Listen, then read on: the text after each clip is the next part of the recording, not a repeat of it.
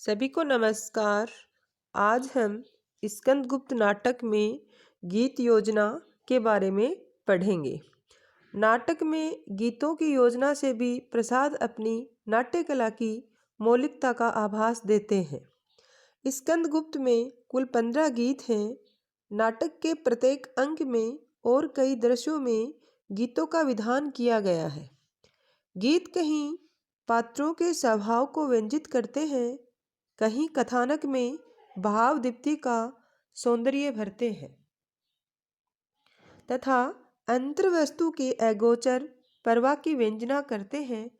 इस प्रकार नाट्य वस्तु के संवेदनात्मक रूप रंग को चटकीला बनाते हैं। उनके द्वारा पात्रों का अंतर्द्वंद्व प्रकाशित हुआ है तो कहीं उनकी योजना से मूर्त रंग रूप व्यापार या संघर्षों की रुक्षता दूर करने की प्रवृत्ति लक्षित है। तथापि नाटक के कथा पर्वा में गीत प्राय बाधक ही बने हैं। स्कंदगुप्त में कुछ गीत ऐसे हैं जो मंच पर गाए जाने के लिए हैं। कुछ गीत नेपथ्य गीत के रूप में संयोजित हैं। मंच पर गाए जाने वाले गीत भी कई तरह के हैं। कहीं आमोद प्रमोद के लिए नर्तकियां गीत गाती हैं, जैसे प्रथम अंक दृश्य 2 और चतुर्थ अंक दृश्य 2। कहीं कोई एक पात्र प्रगीत का गायन कर अंतश्चेतना के अपने मंथन को व्यंजित करता है, प्रथम अंक और दृश्य 3 में। कहीं कई पात्र मिलकर वृंदगान की शैली में उद्बोधन गीत गाते हैं, जैसे पंचम अंक दृश्य 3 और 5। कहीं निराशा से त्राण पाने के लिए प्रार्थना के गीत गाए गए हैं, प्रथम अंक दृश्य 6। इस प्रकार परिस्थिति के भेद से भिन्न भिन्न प्रकार के गीतों की योजना की गई है। नेपथ्य गीत परिवेश को सघन बनाने के लिए संयोजित किए गए हैं। नाटक में गीत कब और किस प्रकार की परिस्थिति में संयोजित किए गए हैं, ये सब इसमें बताया गया है। इसकी विवेचना द्वारा स्कंदगुप्त के नाट्य विधान में गीत योजना का स्वरूप और महत्व प्रकाशित किया जा सकता है। प्रार्थना के स्वर में वृंदगान करती हुई स्त्रियों को हूण सैनिक जब पकड़कर खींचते हैं, तभी मातृगुप्त उन सैनिकों पर ये गीत गाते हुए तलवार लेकर टूट पड़ता है कि हे प्रभु, हमें विश्वास दो, अपना बना लो, सदा स्वच्छंद हो, चाहे जहाँ हो। वहीं रक्षार्थ सन्यासी वेश में गोविंदगुप्त भी अप्रत्याशित रूप से उपस्थित और उत्साहित होकर हूण सैनिकों से भिड़ जाते हैं। मंच पर पात्रों के ऐसे समूहीकरण से अप्रत्याशित का रोमांचक दृश्य तो देखने को मिलता ही है, युद्ध की स्थिति में नागरिकों की दुर्दशा का दृश्य भी साकार हो उठता है। प्रार्थना गीत के परिप्रेक्ष्य में अप्रत्याशित रूप से मातृगुप्त और गोविंदगुप्त का सहायतार्थ उपस्थित होना नाटककार की ईश्वरीय आस्था को भी व्यंजित करता है। प्रसाद आशावादी नाटककार हैं। अव्यक्त के मांगलिक प्रसार में उनका दृढ़ विश्वास है। उनकी ये मान्यता है कि अनेक अमंगलों में विभु कौन सा मंगल छिपाए रहते हैं, किसे मालूम है। इसी विश्वास में पात्रों के अप्रत्याशित समूहीकरण का रहस्य निहित है। केवल तार्किक विधान की दृष्टि से देखने पर लगेगा कि जब कथा की गति रुक जाती है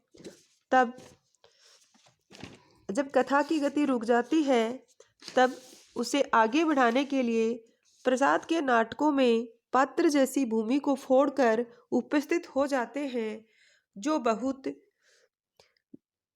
अस्वाभाविक प्रतीत होता है। किंतु पात्रों का ये अप्रत्याशित समूहीकरण प्रार्थना गीत के संदर्भ से जोड़ जाने के कारण अप्रोक्त शक्ति में प्रसाद के आस्था विश्वास को व्यंजित करता है। एक अव्यक्त पात्र सी नियति का हस्तक्षेप उनके नाटकों में बराबर मिलता है। पात्र योजना के संदर्भ में इसकी चर्चा की गई है। गीत योजना के संदर्भ में भी इसे देखा जा सकता है। अंक 1 दृश्य 7 में युद्ध के विकट संघर्षपूर्ण माहौल में भी देवसेना प्रणय गीत गाती है। युद्ध के माहौल में देवसेना का प्रणय गीत विरोधाभास मूलक है। गाती तो वह प्रणय गान है, किंतु संदर्भ विशेष को देखते हुए ये गीत उसके छत्राणी भाव की अगाध निर्भयता व्यंजित करता है। भरा नैनों में मन में रूप इस प्रकार देवसेना के इस गीत के माध्यम से युद्ध के माहौल के संघर्ष जनित तनाव को ढीला करने का प्रयास भी लक्षित होता है। इससे तनाव में ढील लाकर हौसला बटोरने का कार्य भी संपादित हुआ है। इस प्रकार गीत को नाट्य वस्तु की संवेदनात्मक संरचना का अभिन्न अंग बनाया गया है। अंक 2 के दृश्य 1 में भी एक गीत संयोजित होता है। ये भी प्रणय गीत है और देवसेना ने इसे भी गाया है, किंतु संदर्भ भिन्न है। विजया और देवसेना दोनों ही स्कंदगुप्त के प्रति आकृष्ट होती हैं, किंतु दोनों के प्रेमा आकर्षण के कारण भिन्न भिन्न है। स्कंदगुप्त को प्रेम करने के लिए विजया इसलिए उन्मुख होती है क्योंकि वह उसे गुप्त काल का भावी सम्राट समझ लेती है। इस प्रकार अपने ऐश्वर्य भोग के लिए उसके प्रति आकृष्ट होती है। इस स्थिति को बदलते हुए देखकर स्कंदगुप्त से विमुख ही नहीं हो पाती, अपितु विरोधी प्रतिपक्ष जैसे भटार्क, पुरगुप्त, अनंत देवी, प्रपंच बुद्धि आदि से मिलकर स्कंदगुप्त को क्षति पहुंचाने के षड्यंत्र का हिंसक अंग बन जाती है। इसके ठीक विपरीत देवसेना का प्रेम निस्वार्थ प्रेम है। वह अहेतुक है, निर्व्याज है, उत्सर्ग गर्भित है। उसे में भोग का विक्षेप नहीं है, त्याग जनित अंतशीलता है। ये गीत देवसेना के अनुभूति परवण समरस और लयात्मक स्वभाव को व्यंजित करता है। वो जैसे वो गीत गाती है, घन प्रेम तरु तले फूल चू पड़े, बात से भरे हृदय का घाव, मन की कथा व्यथा भरी बैठो सुनते जाव, मिलो स्नेह से गले घन प्रेम तरु तले। इस प्रकार विजया, देवसेना और स्कंदगुप्त को लक्ष्य कर नाटक में प्रेम का जो त्रिकोण बनता है वह नाटक के संघर्ष को कई तरह से जटिल बनाने का एक कारण बनता है। देवसेना के प्रति उसकी सखी विजया प्रति हिंसक हो उठती है। अंक 3 दृश्य 2 में विजया और देवसेना अचानक शमशान भूमि में मिलती है तो वहां प्रसाद ने एक नेपथ्य गीत की योजना की है। सब जीवन बीता जाता है। विजया देखती है कि देवसेना कितनी भाव विभोर होकर वह गीत सुन रही है। प्रतिहिंसा के लिए आई हुई विजया का मन देवसेना के भोलेपन को देखकर डिग जाता है। प्रसाद में रोमानी जीवन दृष्टि बुरे से बुरे नारी चरित्र को भी स्वार्थ सर्वथा कुत्सित रूप में चित्रित नहीं करती। नेपथ्य गीत विजया के चरित्र में सुप्त कोमल मानवीय भावना को जैसे जागृत कर देता है। अंक 5 दृश्य 3 में एक गीत देशवासियों को जगाने के हेतु देवसेना गाती है।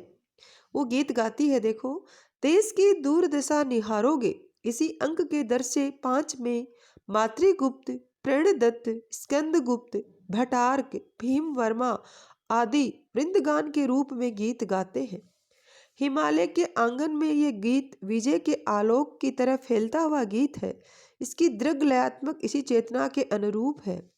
इस प्रकार स्कंदगुप्त में प्रत्येक अंक के एक या अनेक दृश्यों में गीतों की योजना की गई है। ये तो स्पष्ट ही है कि इन गीतों से नाटक की गत्यात्मकता में बाधा उत्पन्न होती है, किंतु नाटक की अंतर्वस्तु के प्रकाशन में, पात्रों के चारित्रिक मर्म की विवृद्धि में, उनके स्वभाव की अनुभूति मूलक गहराइयों को समझने में इन गीतों से बहुत सहायता भी मिलती है। स्कंदगुप्त में पात्रों का, विशेषकर नारी पात्रों का यह स्वभाव है कि वे अपनी अनुभूति की गहराइयों में उतरकर समस्त राग तत्व के साथ अपनी स्थिति को अभिव्यक्ति करती हैं। सभी पात्र, विशेषकर नारी पात्र, अपने जीवन की किसी गहन संवेदनात्मक स्थिति को प्रकाशित करते हुए आत्मानुभूति के तीव्र क्षणों में प्रगीतात्मक गीत गाकर अपनी मनोदशा को व्यक्त करते हैं। ये गान नाटकीय गतात्मकता के अवरोधक तो हैं ही, किंतु अंतर्वस्तुगत संवेदना, बाह्य वस्तुगत परिवेश की मार्मिकता अथवा कायात्मक नाट्य स्थितियों के भी अभिन्न अंग भी ज्ञात होते हैं। पात्रों की परिस्थितिजन्य भावुकता या संबंधगत भावनात्मक प्रगीतात्मक गानों में अनायास ही फूट पड़ी सी प्रतीत होती है। संवादों की भाषिक संरचना में गीतों का संगठन इस प्रकार है, स्थितियों में अभिव्यक्ति को सजीव बनाने में योगदान करता है। स्कंदगुप्त में हर महत्वपूर्ण दृश्य में कोई न कोई पात्र परिस्थितिजन्य भावमयता के वशीभूत होकर गीत गाने लगता है। नाटक के एक अंक के दृश्य 2 में हम देखते हैं कि मातृगुप्त कालिदास स्वभाव से ही एक कवि पात्र है। वह जन्मभूमि यानी कश्मीर में बिताए गए सुखमय जीवन का स्वप्न देखते हुए स्वगत कथन करता हुआ सहसा ये गीत गाने लगता है। संस्कृति के सुंदरतम क्षण यूं ही भूल नहीं जाना, इस प्रकार भिन्न भिन्न परिस्थितियों में गाए गए देवसेना, विजया आदि के गीत भी उनके आंतरिक आवेग एवं द्वंद्व की सशक्त व्यंजना करते हैं।